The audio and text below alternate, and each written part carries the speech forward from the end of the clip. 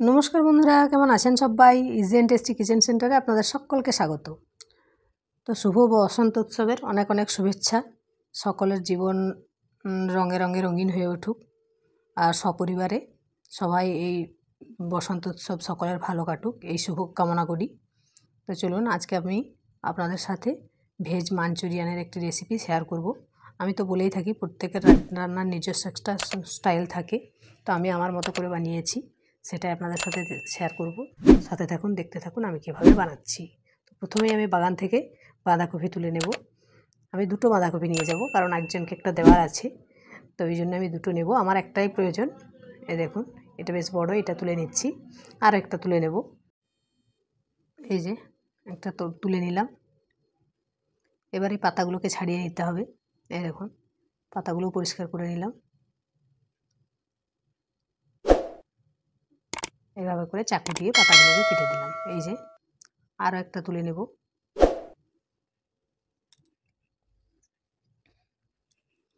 কারণ ওই যে বললাম না, আরেকজনকে একটা দেওয়ার আছে। এই যে দুটোই তুলে নিয়েছি।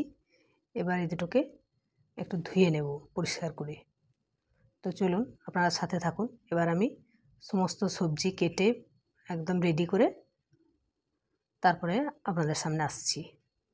ধুয়ে নিলাম, চলুন। এই যে বাঁধাকপি কেটে নিয়েছি, পেঁয়াজ কেটে নিয়েছি, আদা কেটে রেখেছি, লঙ্কা আর রসুন। আর এদিকে কী নিয়েছি বলুন তো? বাঁধাকপি, গাজর আর বিনস। গাজরটাকে গ্রেট করে নিয়েছি, বাঁধাকপি ছোটো ছোটো কেটে নিয়েছি, বিনসটাও ছোটো ছোটো করে কেটে নিয়েছি।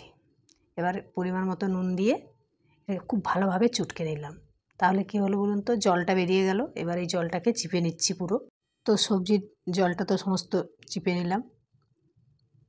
এটা না করলে কি হবে, যখনই নুন দেওয়া হবে জল কেটে যাবে, তো তখন বল বানাতে অসুবিধা হবে। এবার আমি 1 চামচ ময়দা আর 1 চামচ কর্নফ্লাওয়ার পাউডার দিয়ে দিলাম। এটাকে খুব ভালোভাবে মিশিয়ে নিচ্ছি। আর এর মধ্যে দিয়ে দেব আদা রসুনের পেস্ট। আদা রসুনের পেস্ট 1 চামচ দিয়ে দিলাম।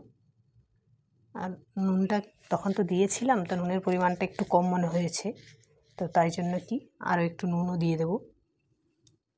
কারণ জলটার সাথে নুনটা তো বেরিয়ে গেল, তো ওই জন্য নুনও দিয়ে দিলাম। এবার এটাকে ছোটো ছোটো করে বল আকৃতি বানিয়ে নেব। তো আপনারা কি করবেন বলুন তো? প্রথমে একবার ট্রাই করে দেখবেন একটা বানিয়ে। যদি দেখেন খুলে যাচ্ছে তেলের মধ্যে দিয়ে, তাহলে আরও একটু কর্নফ্লাওয়ার বা ময়দা মিশিয়ে দেবেন। সমস্ত বলগুলো এভাবে রেডি করে নেব। এদিকে কড়াইয়ে তেল বসিয়ে দিয়েছি, বলগুলো রেডি। এবার আমি একে একে সমস্ত সবজির বলগুলো দিয়ে দিলাম। এটাকে একটু প্রথমে হাই ফ্লেমে দিয়ে গ্যাসের ফ্লেমটা একটু লো করে দিতে হবে।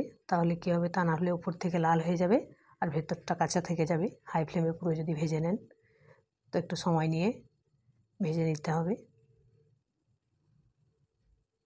এই যে ভাজা কমপ্লিট। এবার এগুলোকে আমি তেল থেকে তুলে নেব। তো সমস্তগুলো এইভাবে করে তেল থেকে তুলে নিচ্ছি। এবার ওই যে তেলটা, বাড়তি তেল আছে, ওই তেলটাকে একটা পাত্রে ঢেলে নেব। এই প্যানটার মধ্যেই বানাবো। এই দেখুন, সমস্ত তুলে নিলাম, বল রেডি। তেলটাও ঢেলে নিয়েছি অন্য পাত্রে। এবার আমি প্রয়োজন মতো সরষের তেল দিয়ে দিলাম, কারণ ওই যে তেলে ভেজেছি ওই তেলটা দিলে রান্নার টেস্ট অত ভালো হবে না। তো প্রথমে আমি কেটে রাখা রসুনটা দিয়ে দিলাম, আর দিলাম কাঁচা লঙ্কা যেটা কেটে রেখেছিলাম। সমস্ত কেটে কুটে রাখলে কি হয়, সবজিটা খুব তাড়াতাড়ির মধ্যে রেডি হয়ে যায়। এবার দেখুন, কেটে রাখা পেঁয়াজটাও দিয়ে দিয়েছি। খুব বেশি কিন্তু ভাজা যাবে না, অল্প একটু নেড়ে চেড়ে নিয়ে পরপর সবজিগুলো দিয়ে দিতে হবে। কুচনো আদাটাও দিয়ে দিলাম।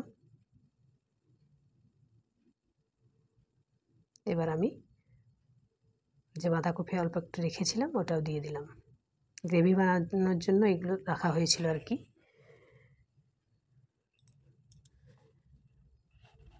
দেখুন, এবার আমি নুন দিয়ে দেব স্বাদ মতো। এটা খুব বেশি ভাজার দরকার নেই। কারণ খুব বেশি ভেজে নিলে টেস্ট হবে না। তো 2 মিনিট মতো এটাকে একটু ফ্রাই করে নিলাম, হয়ে গেছে।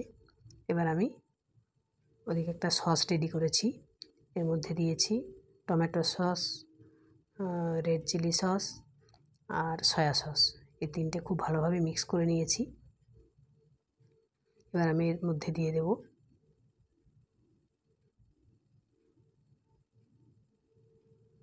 বাটিটা ধুয়ে একটু জলও দিয়ে দিলাম। এটা নাড়াচাড়া করে নিয়ে প্রয়োজন বুঝে জলটা দিয়ে দিতে হবে, আর একটু জল লাগবে।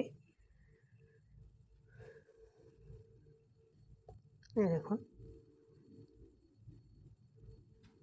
জল দিয়ে দিলাম। এবার এটা আর কি দিলাম বলুন তো, মিষ্টি স্বাদ অনুযায়ী। এবার বলগুলো দিয়ে দিলাম। তো রান্নাটা একদম রেডি হয়ে এসেছে।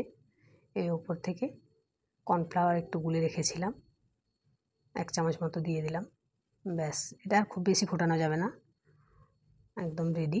এবার আমি একটা প্লেটের মধ্যে তুলে নিচ্ছি। দেখলেন তো কত তাড়াতাড়ি তৈরি হয়ে গেল ভেজ মাঞ্চুরিয়ান। তো সমস্ত বন্ধুদের কাছে অনুরোধ রইল, যদি আমার রেসিপিটি ভালো লাগে তাহলে চ্যানেলটিকে সাবস্ক্রাইব করে সাথে থাকবেন। আর দেখা হবে আবারও নতুন কোনো রেসিপি নিয়ে। ততক্ষণে সকলে খুব ভালো থাকবেন, সুস্থ থাকবেন, সাবধানে থাকবেন। আবারও বলছি, বসন্ত উৎসব সকলের খুব ভালো কাটুক, সপরিবারে আনন্দে কাটান। আজকের ভিডিওটি এই পর্যন্তই। টাটা।